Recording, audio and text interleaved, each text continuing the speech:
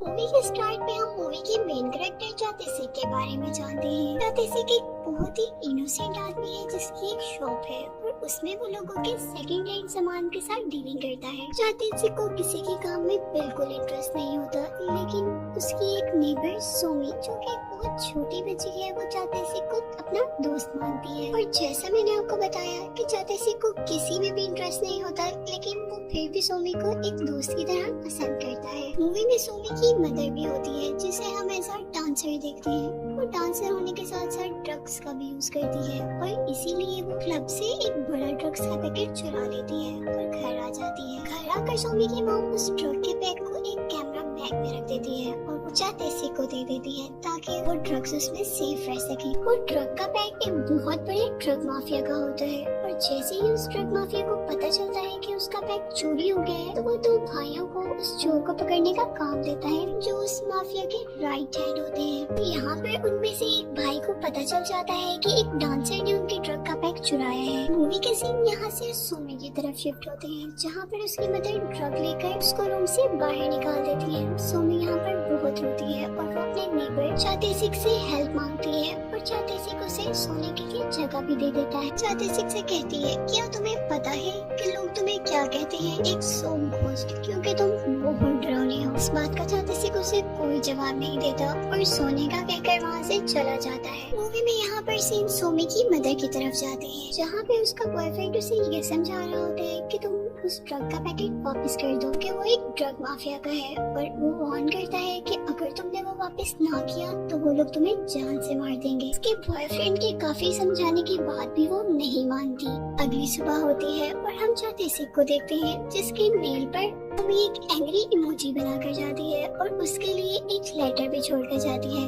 उन चीजों को देखकर जातेसिक के मुंह पर मुस्कुराहट आ जाती है। दिन जातेसिक सोमी के स्कूल के बाहर से गुजर रहा होता है। वहाँ पर वो देखता है कि एक लेडी सोमी को बहुत बुरी तरह से मार रही है और वहाँ पर पुलिस ऑफिसर्स भी मौजूद हैं। पुलिस के इन्वेस्टिगेट करने पर वो लेडी बताती है कि सोमी उसके बेटे का बैग चुरा रही थी। इसके जवाब में सोमी कहती है कि मैं चुरा नहीं रही थी, मैं तो बस उसका बैग अपने बैग से कंपेयर कर रही थी। और यहाँ पर अब पुलिस सोमी से उसके पेरेंट्स के बारे में पूछती है और सोमी दूर खड़े जातेसिक की तरफ इशारा कर देती है जिससे उनको लगता है कि जातेसिक उसका फादर है। इस जातेसिक का पीछा करती है लेकिन वो वहाँ से कुछ भी कहे बगैर निकल जाता है। और जब शाम होती है और सोमी जातेसिक से मिलने आती है तो जातेसिक उसे डांट देता है। वो उसे कहता है, क्या तुम पागल हो, तुमने उस वक्त मेरी तरफ इशारा क्यों किया।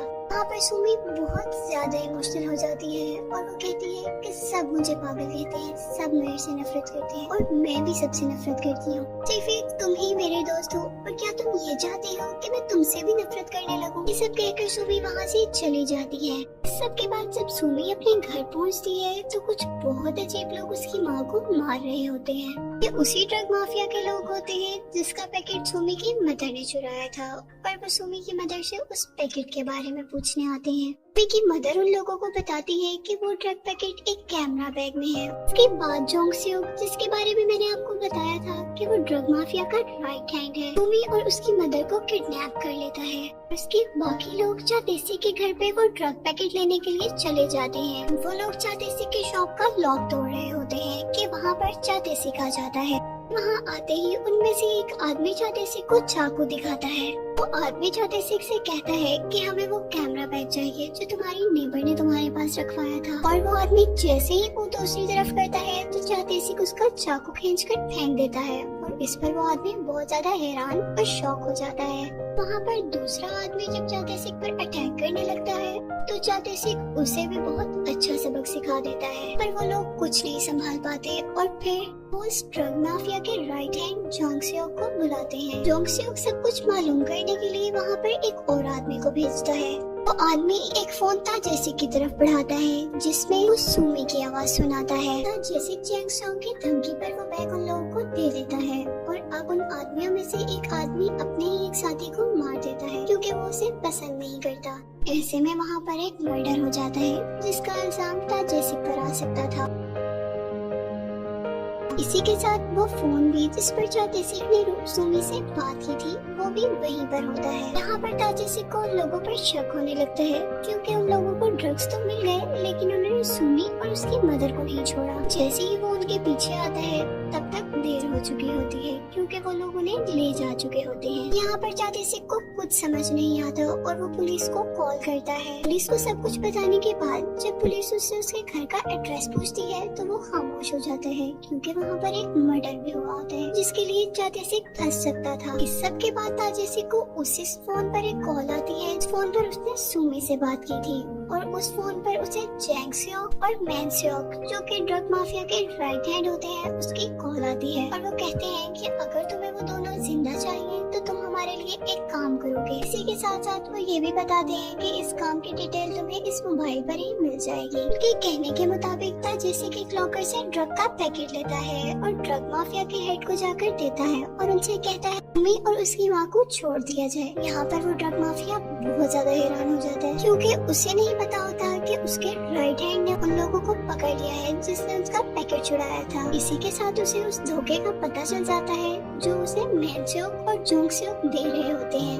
उनके राइट हैंड ही उसको तबाह कर देते हैं, साथ ही साथ उसे पुलिस में भी पकड़वा देते हैं। यहाँ पर उस ड्रग माफिया का गुस्से से बुरा हाल होता है। वो ताजेसिक को मार कर बिल्डिंग से गिरा देता है और उसी के साथ वहाँ पर पुलिस आ जाती है। पुलिस सबको पकड़ भी लेती है पर वो ड्रग माफिया वहाँ से भाग जाता है। जैसे कि कार चुराकर उस डॉन का पीछा करने लगता है, लेकिन जो कार ताजेसिक ने चुराई होती है उस कार की डिग्गी में सुमी की मदर की डेड बॉडी होती है जिसके सारे ऑर्गन्स वो लोग निकाल चुके होते हैं। यहाँ पर पुलिस आ जाती है और पुलिस को लगता है कि ये सब कुछ ताजेसिक ने किया है और वो ताजेसिक को अरेस्ट कर लेती है। यहाँ पर एक पुलिस ऑफिसर ताजेसिक के बारे में और भी बहुत कुछ जाना होता है, लेकिन जैसे ही वो उसकी बायोमेट्रिक फाइल ओपन करता है तो उसके ऊपर उसे लॉक मिलता है। यहीं पर ताजेसिक सुमी को बचाने की तैयारी कर रहा होता है। एक पुलिस ऑफिसर को कहता है कि मैं लेफ्ट हैंडेड हूँ और मुझे खाना खाने के लिए राइट की नहीं बल्कि लेफ्ट की जरूरत है। और जैसे ही पुलिस ऑफिसर उसका लेफ्ट हैंड पे खोलते हैं तो वो खड़ा हो जाता है और सबको मारकर वहाँ से भाग जाता है। सीन डॉन की तरफ शिफ्ट होते हैं जिसको उसके अपने ही आदमी मरवा देते हैं। इसके बाद हम दोबारा ताजेसिक को देखते हैं जो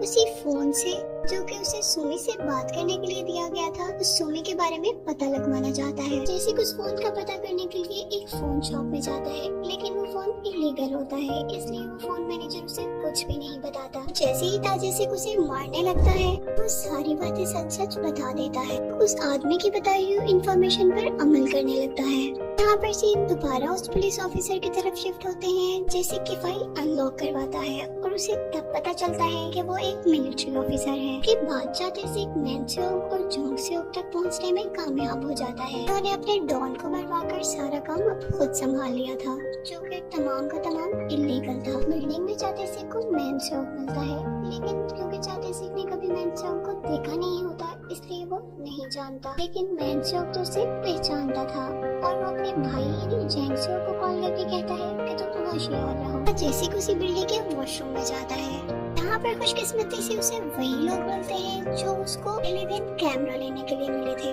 वो उस आदमी से सुमी के बारे में पूछता है लेकिन वो कुछ भी नहीं बताता, इसीलिए वो गुस्से में उसी के चाकू से उसी का शोल्डर जख्मी कर देता है। इसी के साथ साथ वहाँ पे वो आदमी भी आ जाता है जिसने सुमी से बात करवाई थी। लड़का जातिसिक से फाइट के बाद उसे एक और फोन देता है और अब यहाँ पर पुलिस भी आ जाती है। पुलिस को देखकर ताजेसिक वहाँ से किसी कार में भाग जाता है। अब मूवी में हमें दोबारा सुमी को दिखाया जाता है जिसको वो दोनों ड्रग माफिया भाई एक ऐसी औरत को दे देते हैं जो बच्चों से स्मगलिंग का काम लेती है। बच्चों से स्मगलिंग का काम लेने के बाद वो औरत उन बच्चों को दोबारा उन ड्रग माफियाज के पास भेज देती थी जहाँ पर वो ड्रग माफियाज बच्चों की किडनीज निकाल लेते थे, फिर बॉडी के दूसरे ऑर्गन्स निकालकर बेच देते थे और उन बच्चों को मार देते थे। यहाँ पर हम दोबारा जातिसिक को देखते हैं जो अपनी बॉडी में लगी हुई गोली को किसी से निकलवा रहा होता है। वो गोली उसे फाइटिंग के दौरान लगी होती है। इसी दौरान हम जातिसिक के पास्ट के बारे में जानते हैं। जातिसिक ने पास्ट में अपनी बीवी को खोया था। उस वक्त उसकी जिंदगी में कोई नहीं बचा था, लेकिन अब उसकी जिंदगी में कोई आया था जो सुमी थी और वो उसे खोना बिल्कुल भी नहीं चाहता था। ये सब देखने के बाद हम जातिसिक को दोबारा और पावरफुल देखते हैं और वो अब सुमी को ढूंढने के लिए दोबारा और पुरज़म हो जाता है। ताजेसिक अपने सारे बाल काट देता है और किसी से गन लेकर शहर में निकल जाता है। ताजेसिक उन बच्चों का पीछा कर रहा था जो ड्रग सप्लाई कर रहे होते हैं। ये सब उसे ऐसी बेसमेंट में पहुंचा देते हैं जहां पे वो दोनों भाई छोटे छोटे बच्चों से ड्रग्स का खतरनाक काम करवा आकर ताजेसिक सब बच्चों को बाहर निकालता है और उस जगह को आग लगा देता है, जिसमें बैंग सेओक भी मर जाता है। और नेक्स्ट सीन में हम अब सुमी को देखते हैं। सुमी को एक आदमी लेने आया होता है ताकि उसकी बॉडी के ऑर्गन्स निकाल कर बेचे जा सके, लेकिन जैसे ही सुमी ये देखती है कि उस आदमी के सर पर एक चोट है तो वो उसे बैंडेज कर देती है। आदमी को अपनी बुराइयों का एहसास हो जाता है। उसके दिल में सुमी के लिए सॉफ्ट कॉर्नर आ जाता है। फिर वो आदमी सुमी को एक वैन में बिठाकर उसी सर्जन के पास ले जाता है जो सर्जन बच्चों की आंखें निकालता है। यहाँ पर सर्जन उस बच्चे की आंखें निकाल देता है और उस आदमी को दे देता है, और फिर वो आदमी की आंखें जाकर मैंग सेओंग यानी अपनी बॉस को दे देता है। इस दौरान हम वहाँ पर चातेसिक को देखते हैं, और जैसे ही चातेसिक मैंग सेओंग से सुमी के बारे में पूछता है तो वो सुमी की निकाली हुई आंखें उसके आगे गिरा देता है और वो कहता है ये लो तुम्हारी सुमी। यहाँ पर चातेसिक दुख और गुस्से में वहाँ पर मौजूद सब लोगों को मार देता है, लेकिन मैंग सेओंग वहाँ से भाग जाता है। वो अपनी कोशिश में कामयाब होने ही वाला था कि उसे ताजेसिक पकड़ लेता है। मैंग सेओंग अपनी गाड़ी को लॉक करके जोर जोर से हंसने लगता है क्योंकि उसकी गाड़ी बुलेट प्रूफ थी। लेकिन ताजेसिक उसकी हंसी को हैरानी में बदलने में वक्त नहीं लगाता। बहुत शार्प होता है और गाड़ी के मिरर को एक ही जगह से शूट करता रहता है और आखिरकार गाड़ी के मिरर में सुराख हो जाता है और आखिरी गोली मैंग सेओंग को लग जाती है, जिससे मैंग सेओंग भी मर जाता है। आखिर में जब ताजेसिक अपने आप को ही शूट करने लगता है तो अचानक उसे सुमी की आवाज आती है। आवाज सुनकर वो बहुत ज्यादा हैरान हो जाता है। वो जल्दी से आती है और ताजेसिक के गले से लग जाती है, और इतने में वहाँ पर पुलिस भी आ जाती है जो कि ताजेसिक को अरेस्ट कर लेती है। लेकिन ताजेसिक उनसे रिक्वेस्ट करता है कि क्या वो गाड़ी थोड़ी देर के लिए एक स्टेशनरी शॉप पे रोक सकते हैं। वो सुमी को जरूरत का सारा स्टेशनरी का सामान दिलवा देता है और उससे कहता है कि तुम्हें अब सब कुछ अकेले ही हैंडल करना होगा और कुछ पैसा के लिए मेरा इंतजार भी करना होगा। जिस पर सुमी उसके गले लगकर रोने लग जाती है और मूवी यहीं पर एंड हो जाती है।